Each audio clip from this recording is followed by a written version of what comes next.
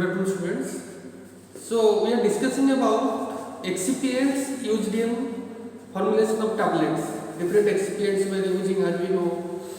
So excipient means we can tell it's an inert substance which is not reacting with drugs, and it is not giving any type of different effect. Physical, it is not changing the physical or chemical characteristic of drugs. So that's why it's not affecting the action of the drugs. So today we will discuss about what are the excipients there, and from these we will discuss about one particular excipient, that is the diluents. So as we know that so many excipients we are using, like your binders, lubricants, disintegrating agents, gliders. So these are different group of excipients we are using, and in these diluents will also come. So excipients binders, it may be diluents, it may be your lubricants, or it may be your disintegrating agent, or it may be your gliders. So like that, today we will discuss about diluents.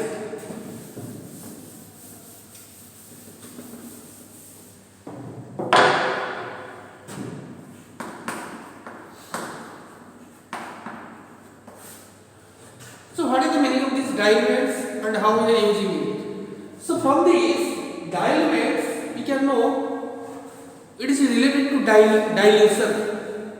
That means to increase the bulkiness of the drug formulation we are using these diluents. Generally the dilution we are adding different types of solutions, liquids, but diluents we are adding a solid substance which is not reacting with the drug. It is only to increase the bulkiness of the drug, to increase the quantity of the drug. So there are so many types of diluents there. In the last class I told you about different classifications like calcium salts, different inorganic salt, polysaccharides. So many types of excipients we are using. So let us discuss about some diluents. The first one,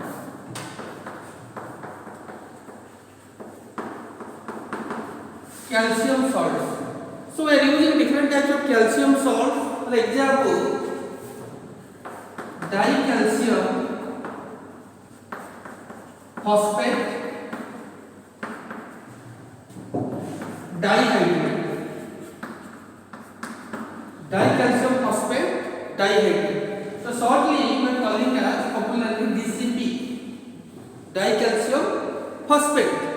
So from this you can see that we are writing dihydrate. Dihydrate means it is hydrous form. It contains two molecules of water.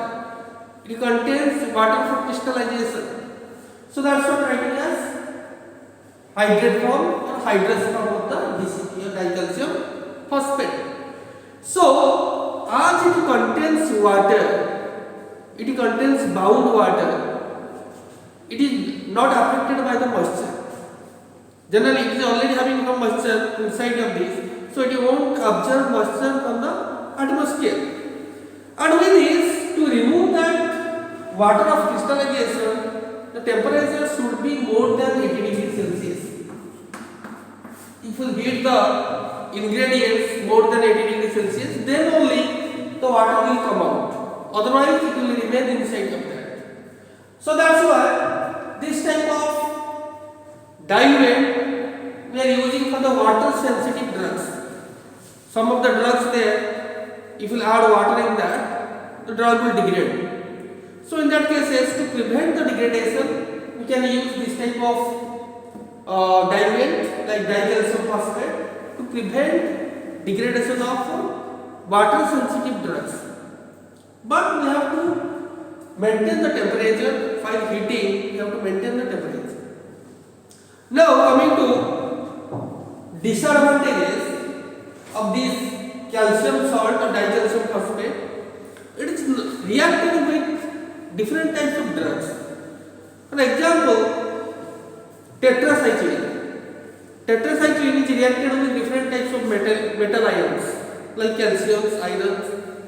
So that's why while we are using tetracycline antibiotic, if you add this calcium salt, it will make a complex. So if it will make a complex, its absorption will decrease, its bioavailability also will decrease. So that's why while using this type of antibiotics, we have to see we are not using this type of diluent in the formulation. Now coming to the another diluent, lactose. It is a very popular diluent, we can tell, lactose, and in maximum formulation we are using it lactose. So it is coming in two forms, hydrous form and anhydrous form.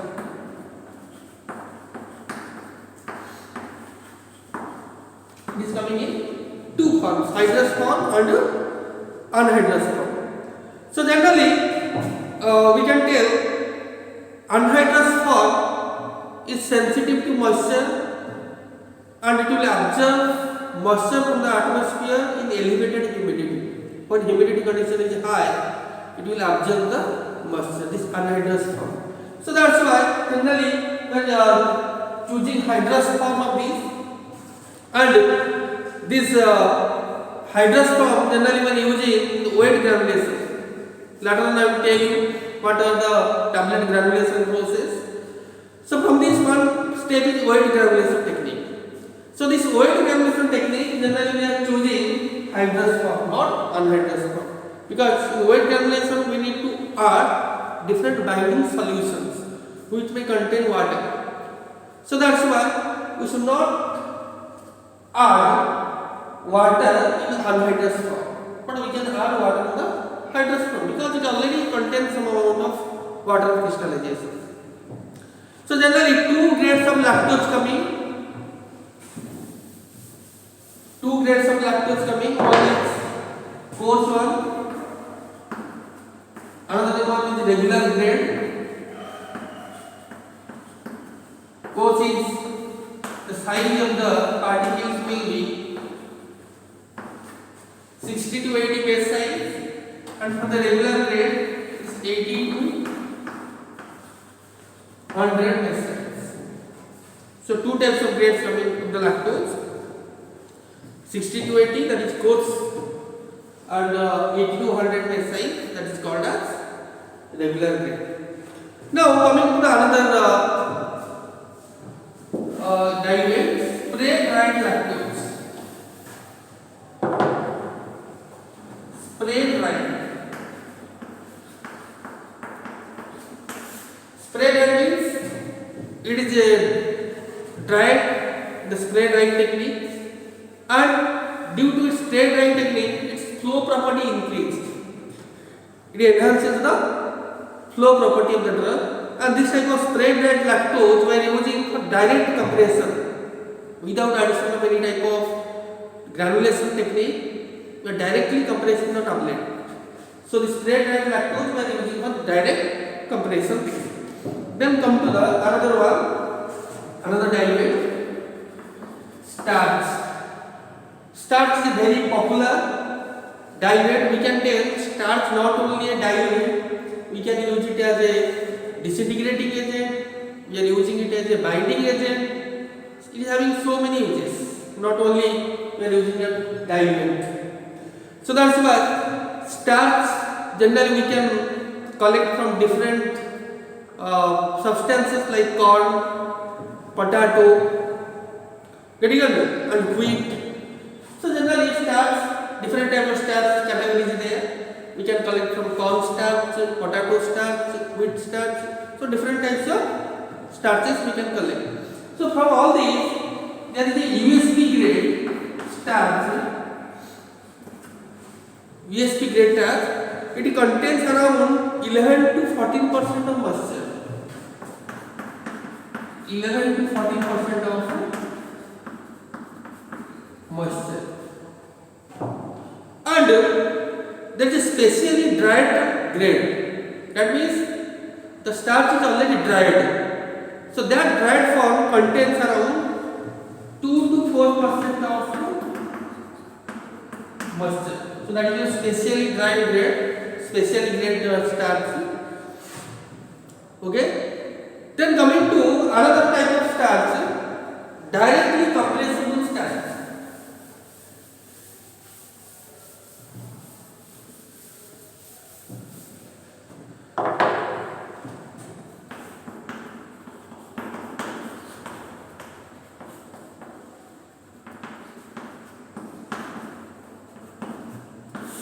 Directly compressible starch. That means the starch can be directly compressed. So generally this directly compressible starch is manufactured by different brands, different companies. They made it by addition of different other ingredients. I will tell you some grades. Star RX 1500. It is your brand. Then your MTEX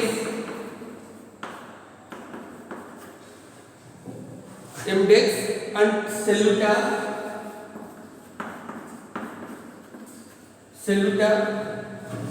So these are the combination of different other ingredients with starch. For example, Celluta and MTEX contain 2 hydrated starch. It contains your 2 hydrated starch, that is your dextrose and maltose.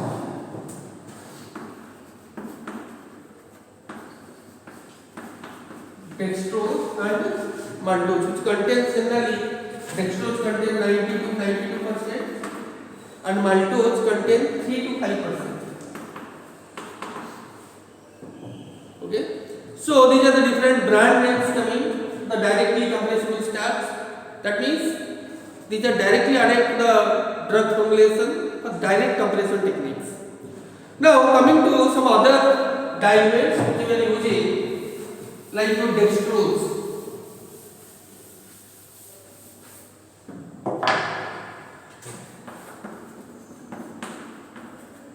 Dextrose already you know, it's a glucose form, dextrose form of the glucose, or when we look at D-glucose, the dextrose form of glucose. Also we are using for different formulation dextrose. Next one, mannitol.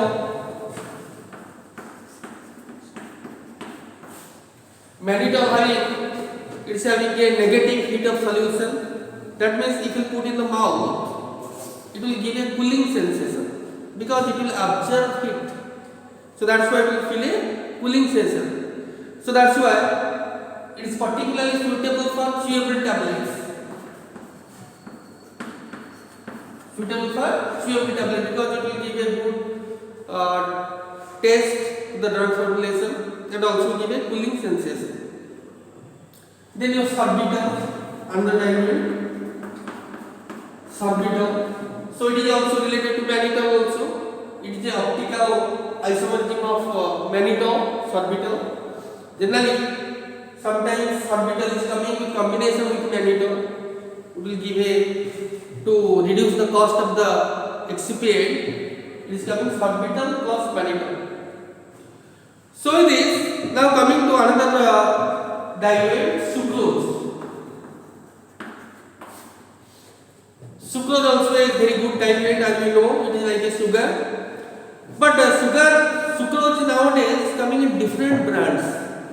It's not directly coming in the form of sugar. Different brands are coming, which is a combination of different other ingredients. I will tell you some example, like Sugarta.